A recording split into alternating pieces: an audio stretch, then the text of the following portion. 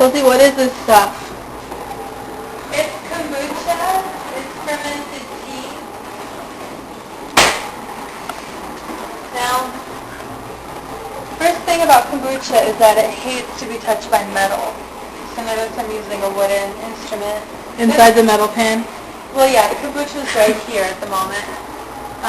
Those are called mushrooms. They're kombucha cultures, which consist of bacteria and yeast living together in a symbiotic relationship.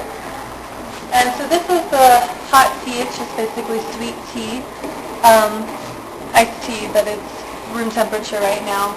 And I cooked it in stainless steel because aluminum, the metal gets into the tea and it hurts the kombucha. So now what we do after I stir it to make sure all the sugar is off the bottom, I'm going to pour it into these jars.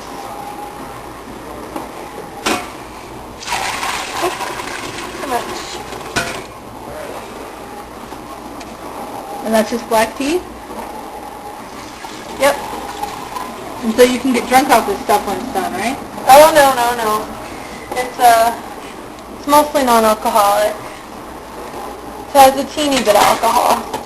But it has, it's got all the B vitamins, enzymes, amino acids, and probiotics. So it's really good for you. So now we have the tea. Next, here we've got a completed kombucha beverage. And next we want to put some of this kombucha beverage into the tea. So I need to check my recipe. So how do you create this mushroom? It grows. You have to get a starter mushroom, and then you grow it. So it keeps multiplying. So it's just like a big portobello mushroom, basically. Is that what it feels like? It feels a lot slimier. So now what we do is we put about a cup, and then what are we going to pour in? A cup of the finished brew in each. That helps it get started.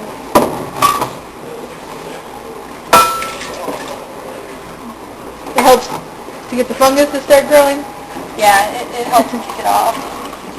Because what it does is it permeates the tea with the kombucha microorganisms. Okay, so now what we want to do is make sure it's stirred good. And then make sure this little dude's floating near the top. Even if it's not quite at the top, it'll float up there eventually.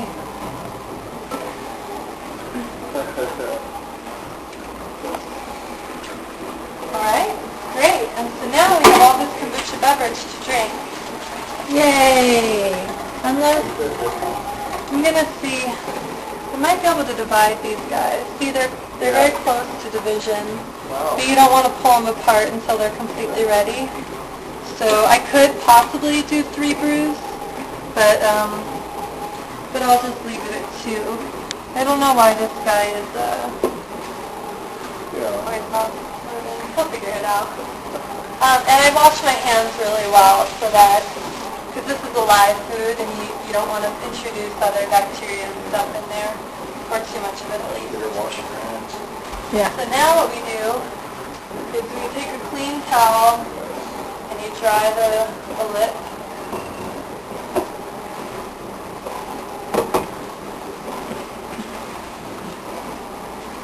And then Celebrate?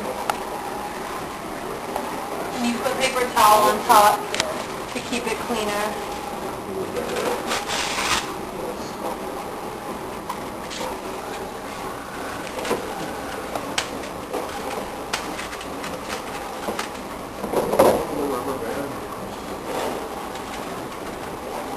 So is it important that the kombucha is airtight? Or do you want it to be exposed to a little air? You want the air to come through. You just want to keep out dust and microorganisms and stuff.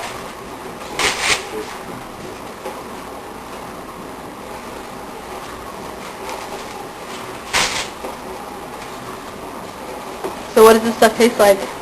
You'll taste it in a minute. It's like kind of a sweet vinegar beverage.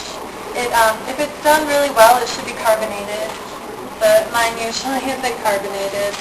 I'm not that much of an expert. How do you spell kombucha? Kombucha, and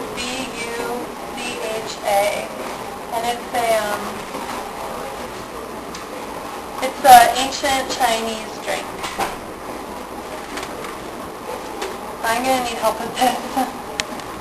So I gotta find a place for it that's away from the sunlight, but also away from cigarette smoke and grease. Like, you don't want it to be out in the kitchen where grease might get in the air if somebody fries.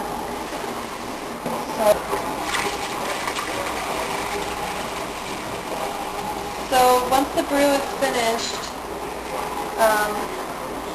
I usually store it in the fridge.